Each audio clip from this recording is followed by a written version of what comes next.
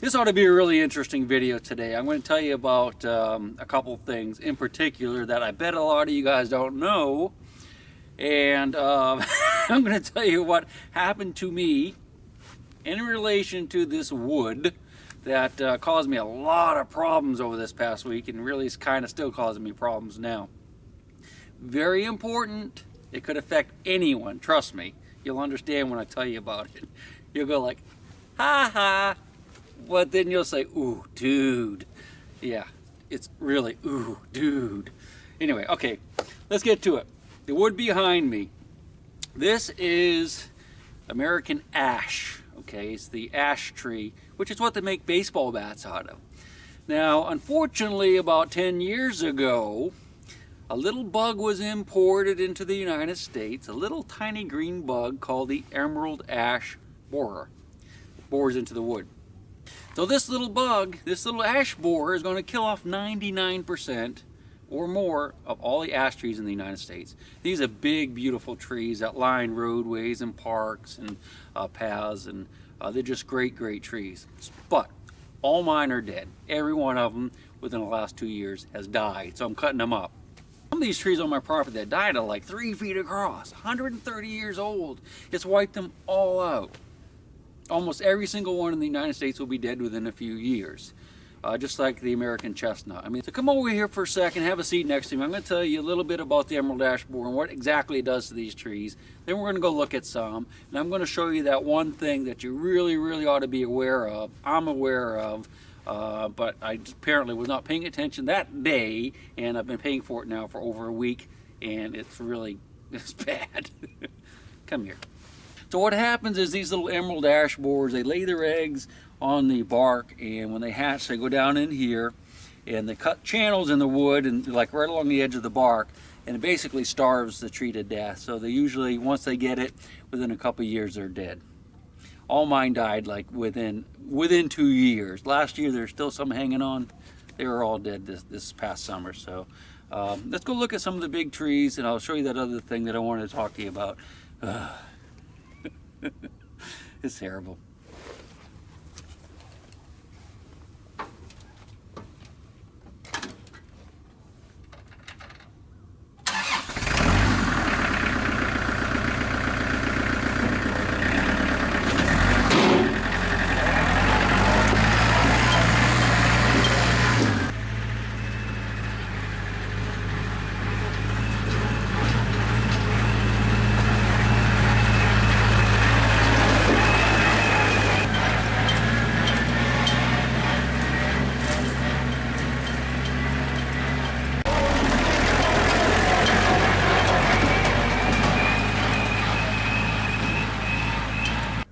So I wanted to come out here to the power lines because the power company has recently cut down a lot of the dead ash trees, and you can really see what's going on here. By the way, this is a giant sinkhole. There's a bunch of them back here. But this big tree here with the X on it, that's an ash tree that recently died. And if you look in the background, there's some more that are dead. That's a big ash tree right there, and that's dead. And all the way down the power line, you can see these little blue ribbons. Those are big ash trees that they cut down. And there's probably 100 of them just in this short stretch right down through here, these big trees that have died. Let's go over here to the other side of the property, and I'm going to show you something very, very important, and I would recommend you at least watch the next minute or two of the video. You're going to learn something.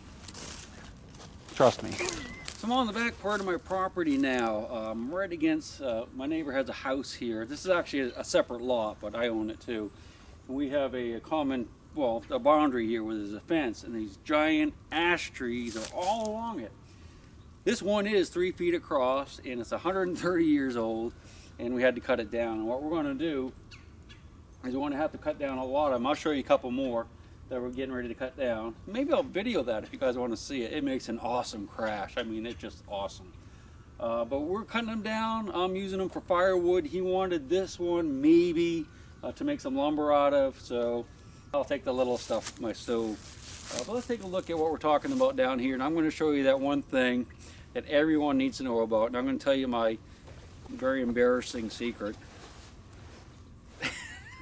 It's terrible. You can see the rings on the tree. Look how close together they are. It's about 130 or so on this particular tree. When it came crashing down, man, it came crashing down. Look, it stripped the cedar tree, all the limbs off of it, made a heck of a mess. But we have to cut them down because they're right along the property. And in fact, one fell in the windstorm just recently and smashed up some stuff in his yard. So we're going to cut them all down, of course. They're hanging over his driveway. But I'll show you something down here. Get ready for the amazing thing and my terrible secret. All right, this is a good spot to tell you all about it. Let me show you something first, though. This tree here is a walnut tree. It's perfectly fine, but this next big one down, that's an ash. We're going to cut it down, and that one with the cross is an ash. We have to cut it down. The next one down is ash, ash, ash, and a whole bunch of them all across this property. So I'm going to be busy for a while, but I like cutting wood. I use it to heat my house. I mean, I don't have to, but I just enjoy it. It's fun. You know, I pretty much don't use any gas whatsoever to heat the house. So you ready for my terrible secret? Or let me just say, are you ready for my doofus thing that I did? Now, I normally wear gloves when I cut wood, you know, big heavy gloves, because you get your fingers pinched and stuff like that. I don't have them on right now, but I always wear gloves. On this tree behind me is a vine. Do you recognize that vine? That is a poison ivy vine, and I'm going to give you a close-up in a minute. And I'm also going to show you a grapevine, which looks a lot like it, but is different. Now, the thing with poison ivy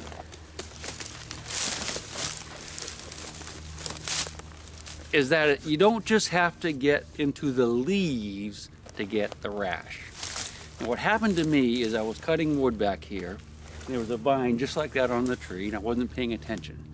And I cut through it, sawdust flying everywhere. You know, picking up the wood, putting it on the putting in the bucket of the tractor and hauling it back to the house. And apparently I got poison ivy juice, because it's in the vines, it's in the leaves, it's in the roots year round. In fact, if you're a digger, you know, a metal detector dude or dudette, you can get poison ivy in the winter when you're digging holes in the ground, same way from the roots. But anyway, so apparently this stuff was on my hands, okay? And well, when you're out in the woods, you know, it's not like you can just go into the bathroom, wash your hands, you know, and take care of business. And I had to take care of business, and well, let's just say Mr. Winky is not very happy right now. In fact, he's very, very sad. Because what I did is when I went to the bathroom, of course, I left my gloves on, did my business, and well, I contaminated myself down there.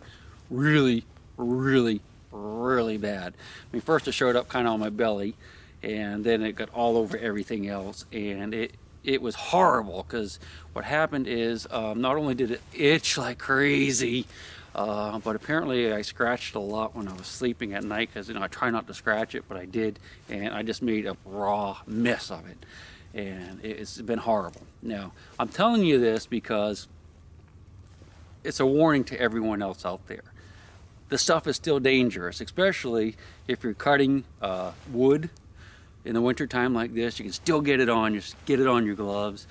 If you burn that, the smoke can get on you and give you poison ivy. The worst case I ever had was when I was a kid, and we were burning brush, and we burned some poison ivy, and it was like, I couldn't even see. I was out of school for like a week, but it was painful. But anyway, back to Mr. Winky.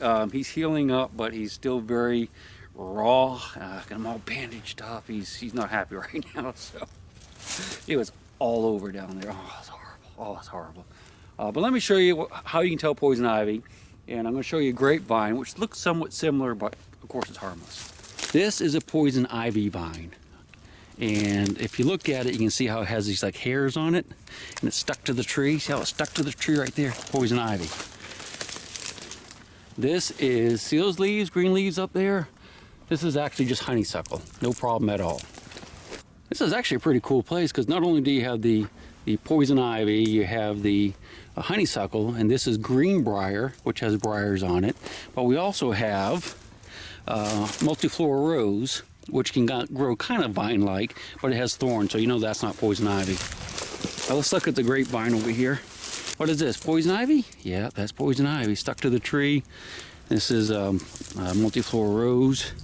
but the grape is right here, and it grows up a tree just like that, but it doesn't have the little sticky things that stick to the tree.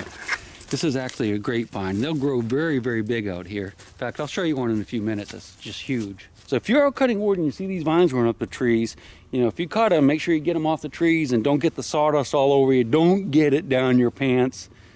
You'll be very, very unhappy, and don't burn it in your stove. So let me show you some big grapevines too. They're kind of cool. There's a big grapevine over there. Let's go take a look at it. That's not one of them I was going to show you, but it looks pretty good. All right, watch your step. Oh, poison ivy. It was horrible. Well, it is horrible, but at least I can walk today. It's so bad and looks so disgusting. I won't even my wife look at it. Oh God, it's horrible. It's just horrible. But anyway, let's take a look at this huge grapevine. Most people don't realize that wild grape actually grows this big, but that's a grapevine right there. That's a cedar tree, Virginia juniper, and that's a grapevine growing up in. It's fun to swing off of when you're a kid. You can get a good one, but you see it goes up into the tree like that. I don't know if it's still alive. Yeah, it's still alive. Usually if you grab them like that and pull, if they're dead, you can hear them cracking. But yeah, that's a grapevine. Wild grapes in the spring, or fall rather. Animals love them. We had about a 2-week period where there was grape poo everywhere on our deck where we feed the raccoons and the possums. All right, let's go back to the wood pile and we'll wrap it up.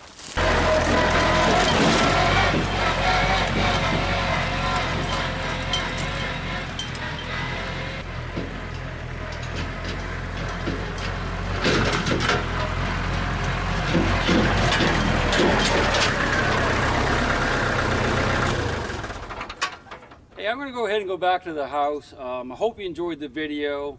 Watch out for poison ivy, even in the wintertime, and if you're a metal detectorist and you're digging roots in the woods, it can get you then. If you want to split some wood, help yourself. There's 5 gallons of gas right there, but make sure you check the oil first. We don't want to burn up my brand new Predator motor.